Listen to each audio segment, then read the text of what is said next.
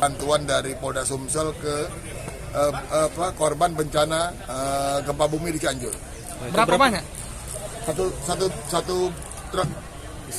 Isinya 5 ton beras, kemudian supermi, berapa ratus dus, kemudian selimut, ditambah dengan kelengkapan anak-anak. Obat-obatan mungkin? Termasuk obat-obatan.